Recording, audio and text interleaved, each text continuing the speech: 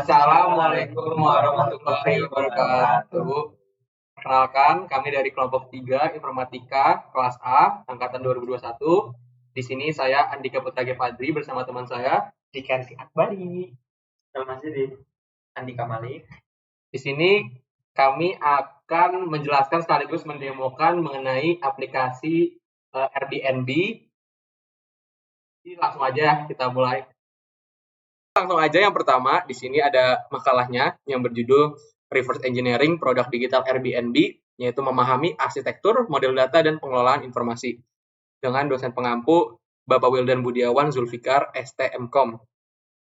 Di sini ada nama-nama kelompoknya. Langsung aja, yang pertama itu adalah mengenai aplikasi atau website Airbnb.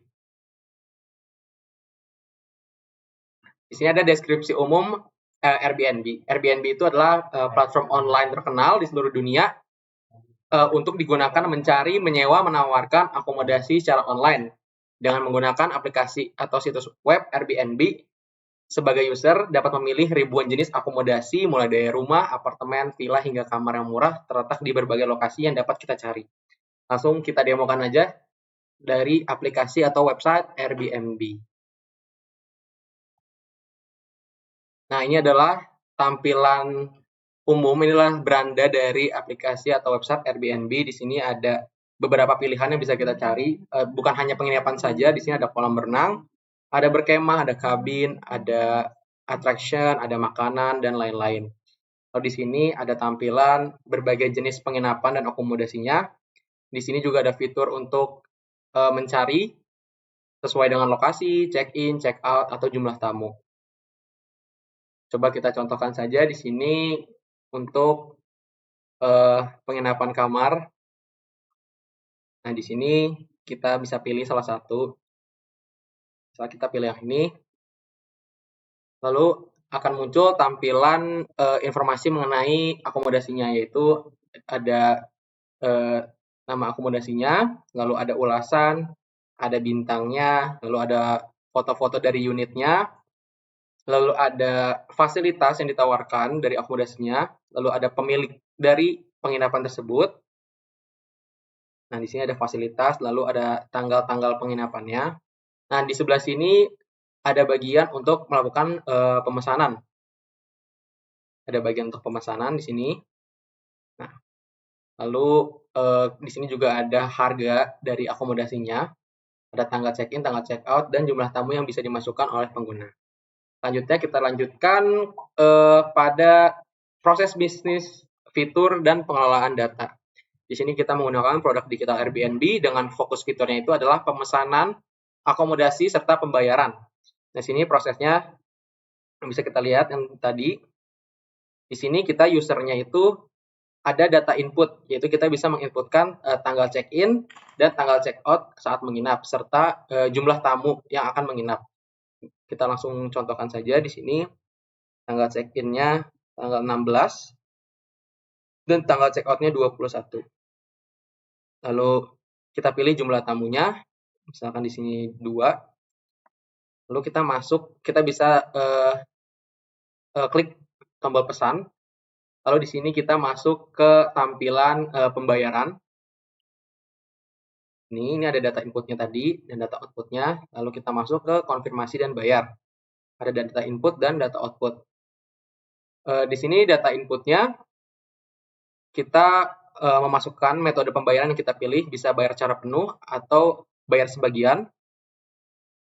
Kemudian, nah di sini ada data yang harus dilengkapi oleh pengguna, di mana kita bisa memilih kartu kredit atau kartu debit, lalu nomor kartunya berapa, lalu tanggal kadaluarsa dari kartu dan CVV dari kartu sendiri, lalu alamat penagih yaitu alamat customer, di sini bisa diisi alamat jalan, nomor apartemen, kota, negara bagian, kode pos, dan negaranya. Untuk data output dari tampilan pembayaran ini, kita dapat melihat di sini ada informasi tanggal penginapan, tanggal perjalanan kita, ada check-in dan check-out-nya, ada jumlah tamu, lalu ada rincian harga, ada total harga, lalu ada beberapa aturan dasar dari pemilik akomodasi. Nah, di sini kita tinggal pencet ajukan pemesanan untuk melakukan proses pembayaran. Oke, selanjutnya kita akan membahas mengenai data modeling dari aplikasi Airbnb ini. Itu ada 2 data modeling, yang pertama itu adalah konseptual dan ada fisikal yang akan dijelaskan oleh teman saya, Elman Sidik. Untuk Elman, silakan Man. Oke, mulai. Kemudian yang selanjutnya ada C, konseptual physical data modeling. Yang pertama ada konseptual data modeling, di mana konseptual data modeling ini memiliki 8 entitas. Yang pertama ada customer, payment, booking, info pemesanan, properti, lokasi, host, dan review. Yang pertama ada customer, di mana customer ini bisa memiliki beberapa booking, kemudian booking ini hanya bisa memiliki satu customer saja. Selanjutnya ada booking, di mana booking ini bisa memiliki beberapa payment, kemudian payment hanya bisa memiliki satu booking saja. Selanjutnya ada payment, di mana payment customer bisa memiliki beberapa payment, kemudian payment ini hanya bisa memiliki satu customer saja. Kemudian customer bisa memiliki beberapa info pemesanan, kemudian info pemesanan hanya bisa dimiliki oleh satu customer saja. Kemudian ada review, di mana customer ini bisa memiliki beberapa review dan review ini hanya bisa memiliki satu customer. Kemudian customer hanya bisa memiliki satu host dan host bisa memiliki beberapa customer. Selanjutnya host bisa memiliki beberapa properti dan properti hanya dimiliki satu host saja. Kemudian ada lokasi, di mana lokasi ini bisa kemudian ada properti, di mana properti ini bisa memiliki satu lokasi dan lokasi bisa memiliki beberapa properti. Selanjutnya properti bisa memiliki beberapa review, kemudian review hanya memiliki satu properti. Selanjutnya ada physical data modeling, di mana entitas customer ini memiliki PK customer ID. Kemudian selanjutnya ada booking, di mana booking ini memiliki PK booking ID dan FK property ID. Kemudian PK customer ID, check data, check out data, cut. Oke, mulai. Kemudian yang kedua ada physical data modeling. Yang pertama ada entitas customer, di mana entitas customer ini memiliki PK customer ID, customer name, email, phone, nomor KTP, dan referensi. Kemudian ada entitas booking, yang memiliki PK booking ID, FK property ID, FK customer ID, check-in data, check-in tanggal, check-out tanggal, dan total price. Selanjutnya ada entitas payment, di mana entitas payment ini memiliki FK payment ID, FK booking ID, FK customer ID, dan amount, payment method, dan payment date.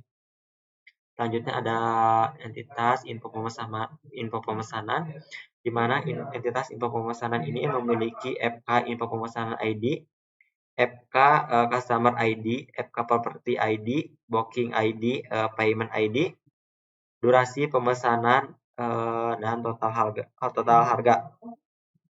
Selanjutnya entitas properti FK, di mana selanjutnya entitas properti, di mana entitas properti ini memiliki PK property ID, FK host ID, FK lokasi ID, kemudian property name, property type, deskripsi, from account, better account, price, dan filability. Selanjutnya ada entitas lokasi yang memiliki FK lokasi ID, address, city, dan country. Kemudian ada entitas host, di mana PK-nya adalah host ID, host name, email, phone, dan properti akun. Yang terakhir ada entitas review, di mana entitas review ini memiliki PK review ID, FK property ID, FK customer ID, rating, dan komen. Oke, sekian pemaparan materi mengenai konseptual physical data model ini. Selanjutnya akan dilanjutkan oleh rekan saya, yaitu Andika Malik. Assalamualaikum warahmatullahi wabarakatuh. Saya Andika Malik. Di sini saya akan melanjutkan penjelasan dari rekan saya, Mas Sidik. Saya akan membahas script MySQL dan IRB untuk database-nya ya.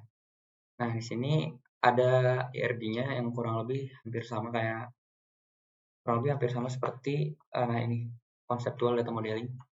Jadi di sini host bisa memiliki banyak properti dan dalam satu lokasi bisa ada beberapa properti. Nah, terus untuk info pesanan. Nah, jadi customer ini bisa memiliki beberapa atau banyak pesanan, dan customer itu bisa memiliki banyak pembayaran juga. Oke, dan juga bookingnya sama ya. Nah, oke, lanjut aja ke pembuatan script MySQL-nya. Nah, di sini ada pembuatan table location. Nah, di mana dia mempunyai primary key, punya PK, yaitu lokasi ID, dia mempunyai address, memakai string ya, varchar 255, city, dan country. Nah, selanjutnya ada pembuatan table berisi informasi penginapan. Jadi, ini table host ya. Dia memiliki PK-nya itu host ID, setelah itu memiliki host name, email, phone itu sebagai propertinya, dan ada properti phone, dia integer, tipe datanya integer. Nah, selanjutnya membuat table berisi informasi properti penginapan. Nah, di sini dia ada primary key. Nah, jadi property ID-nya itu sebagai primary key. Nah, setelah itu host ID, location ID, dia itu sebagai FK.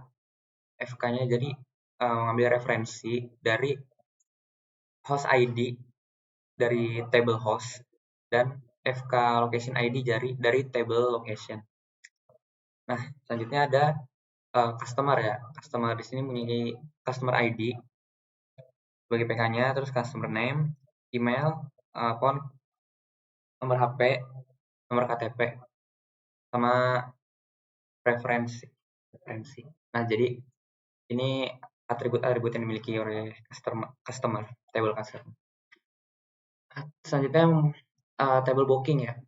Table booking ini memiliki beberapa properti dan juga ada FK-nya ya. PK-nya itu dia namanya itu nomor propertinya booking ID. FK-nya dia ngambil dari properti buat booking ya.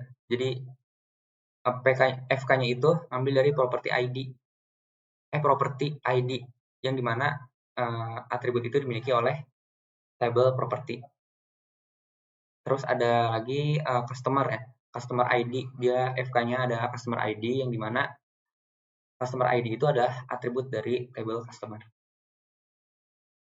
Oke, untuk informasi pembayaran di sini sama aja.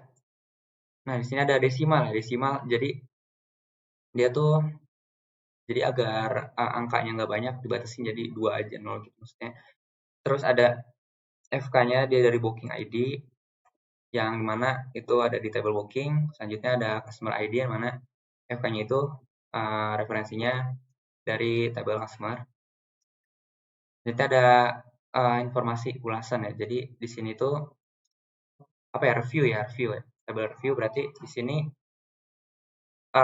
jadi review itu FK-nya itu dari propertinya, yang dimana ntar propertinya itu dikasih review gitu loh. Nah, terus itu tuh ada di tabel properti. Nah, selanjutnya ada customer. Jadi customer ini memberikan review. itu ada di customer ID, yang mana atribut itu dimiliki oleh table customer. Nah, selanjutnya ada info pemesanan. Nah, info pemesanan ini memiliki FK, customer ID, property ID, booking ID, yang mana customer ID itu dari table customer, selanjutnya property ID dari table property, dan booking ID dari table payment ya, di table payment. Booking ID dari table booking, dan payment ID dari table payment. Bentar, ini tuh ada, oh iya benar-benar. Oke, seperti itu. Selanjutnya ada insert data dummy ya. Insert data dummy. Di sini kan location ID, table location itu memiliki property, yaitu location ID, address, city, sama country. Nah, jadi ini adalah data dummy-nya. Ada 15 data dummy. Nah, berikut adalah tabelnya ketika data dummy itu berhasil dimasukkan ke dalam table location. Selanjutnya, table data dummy untuk table penginapan atau host ya, host di sini. Nah, jadi untuk host ID, host name, email, nomor HP, sama property count. Jadi di sini tuh ya ada 15 juga. Nah, berikut adalah tampilannya ketika data dummy-nya itu yang 15 itu berhasil dimasukkan ke dalam table. Ini berhasil semua. Selanjutnya ada property ya. Property di sini ada property ID, host ID sebagai FK, location ID sebagai FK-nya juga. Property name, nama propertinya, property type, maksudnya itu seperti apartemen atau rumah gitu atau yang lainnya. Selanjutnya ada deskripsinya. Nah, dan lain-lainnya. Nah, ini adalah data dummy-nya agak sedikit pusing ya, soalnya dia kecil jadi dia ke bawah ya jatuh. Jadi agak ribet juga guys. Nah, lanjut aja di sini nih. Kalau misalnya udah berhasil masukin data dummy-nya ke dalam table property ya. Ini berhasil semua ya dimasukin. Oke, selanjutnya ada untuk table customer ya, data dummy untuk table customer. Nah, di sini dia memiliki customer ID, customer name, email, nomor HP, sama nomor KTP. Nomor KTP sama preferensi. Nah, berikut ada data dummy-nya. Dan ini ketika berhasil dimasukkan ke dalam table customer. Ada 15 data dummy. Nah, untuk table pemesanan, jadi di sini ada check-in sama check-out-nya ya. Nah, berikut adalah data dummy-nya ketika berhasil dimasukkan ke table booking. Nah, untuk table pembayaran, di sini ada payment ID, di mana memiliki FK, yaitu booking ID dan customer ID.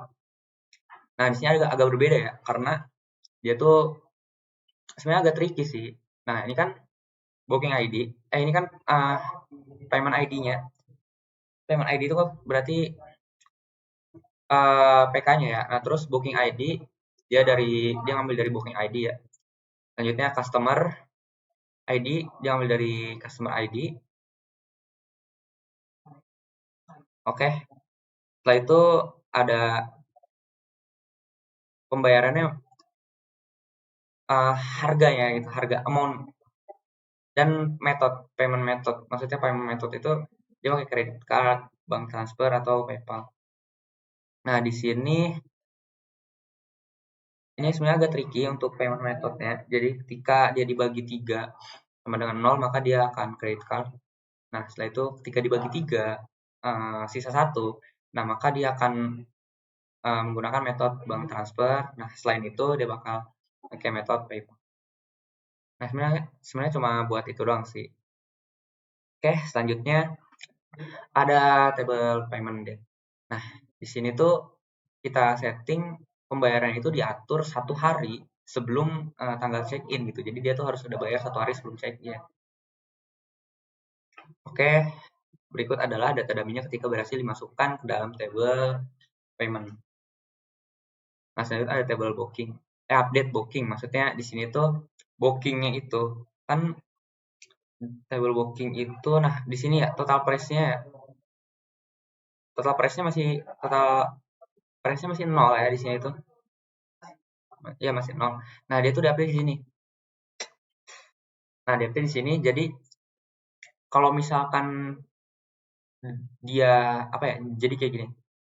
Check in dan check out-nya itu. Jadi check out-nya itu tanggal check out dikurangi tanggal check in. Misalkan dia check in ya tanggal 10, check out-nya tanggal 15. Nah, berarti kan 10 kurang 15 5. Ya udah berarti dikaliin sama harganya 100. Nah, contohnya tabel pertama nih. Yang di data yang pertama. Nah, jadi harganya itu 100. Nah, dia check in-nya tanggal 10, check out-nya tanggal 15. Nah, jadi 10 dikurangi 15 dikali harganya 100. Nah, totalnya jadi 500. Ini sebenarnya table booking ID. Sebenarnya table booking. Nah, ini ketika sudah ada datanya. Sudah ada data untuk apa data di sini? Payment bukan. Total price-nya ya. Ini kan masih 0. Nah, sini ketika sudah ada datanya. Oke, lanjut. Buat data dummy review ya. Oke.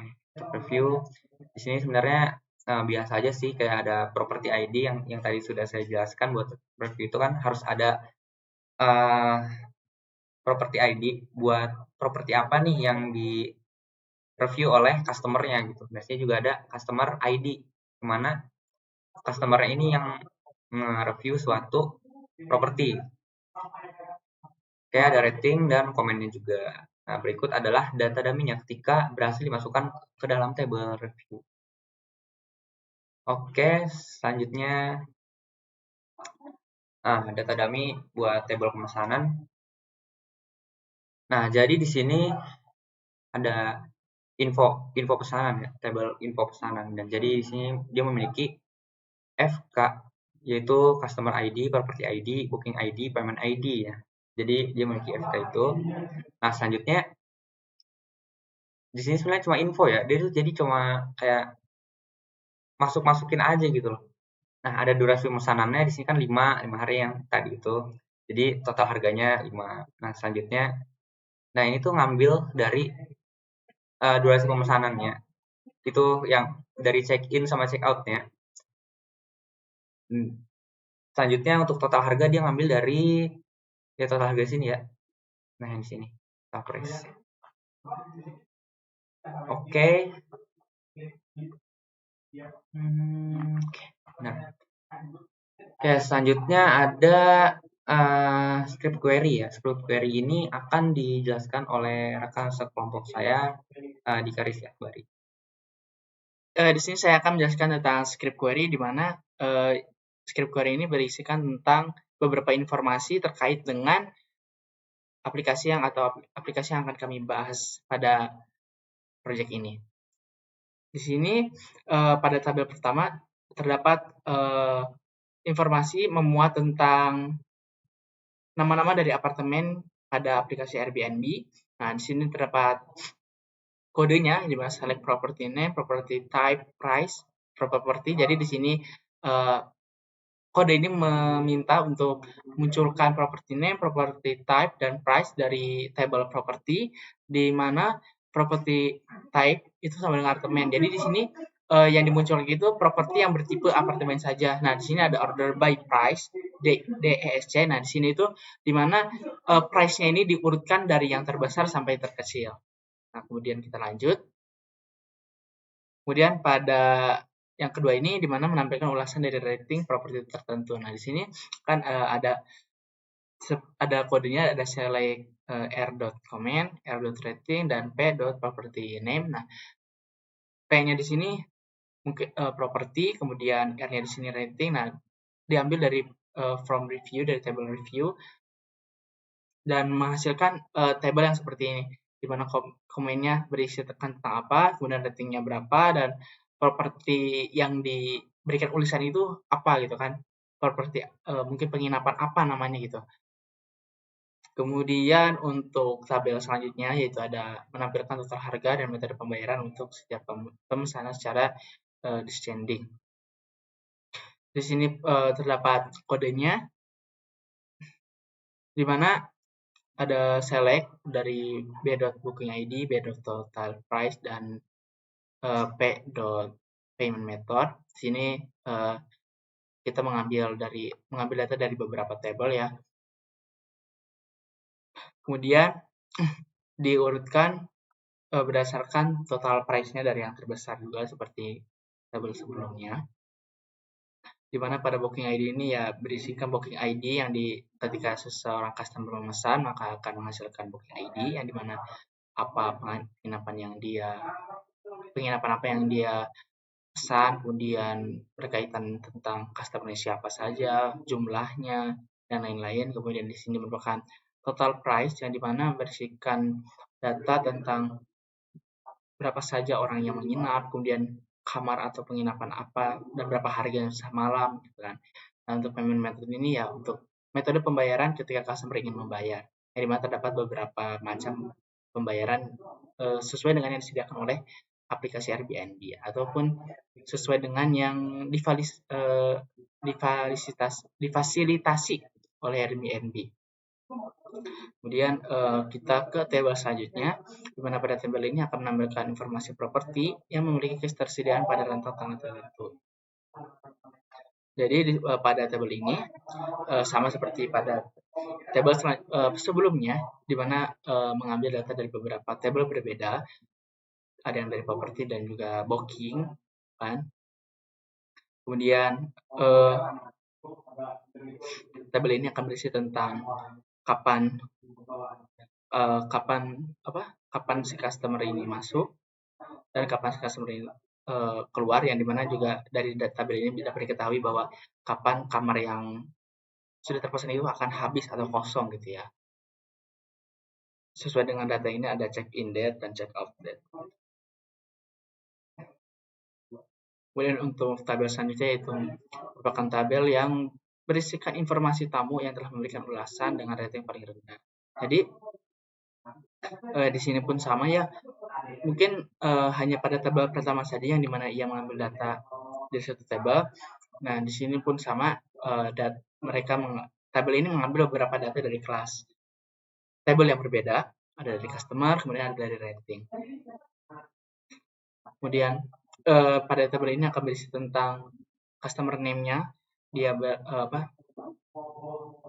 memberikan rating berapa terhadap penginapan yang telah ia tempati tersebut, dan apa penyebab ia memberikan rating rendah itu kan terdapat pada kolom komen ini. Kemudian tabel selanjutnya itu menampilkan informasi tamu yang telah memberikan ulasan dengan rating di antara 4 sampai 4,5. Nah, sebelumnya pada tabel ini kan dia hanya mau menampilkan rating yang terendah saja, yang mungkin rating yang ada di bawah dari 4. Nah, untuk rating selanjutnya ini akan menampilkan tabel yang berisikan rating 4 sampai 4,5. Ya kan sama seperti kita lihat ya ketika dalam aplikasi Airbnb pun, ketika kita ingin mengelompokkan penginapan atau apartemen yang akan kita tempati itu sesuai dengan ratingnya di mana 4 sampai 45, agar kita tidak tertipu gitu ya saat kita ingin menginap ataupun menyewa penginapan tersebut. Isi tabelnya pun sama, dapat customer name, kemudian rating dan komen tentang betapa puasnya si customer itu telah tinggal di apartemen atau hotel tersebut. Kemudian tabel selanjutnya itu menampilkan informasi beserta harga, rating pemilik, dan nomor telepon dengan rating. Jadi pada tabel ini ia akan memunculkan seseorang yang memberikan rating lebih dari 4.5, dan data yang disertainya itu seperti property name, tentang hotel yang tempatinya, nama hotelnya atau apartemennya, kemudian price yang dibayar oleh si customer, kemudian hostname ini pemilik dari si apartemennya, kemudian phone di sini untuk nomor yang dimiliki oleh si hostname ini untuk menghubungi ketika terdapat customer yang ingin menanyai lebih lanjut tentang properti yang akan disewanya itu. Kemudian sudah selesai.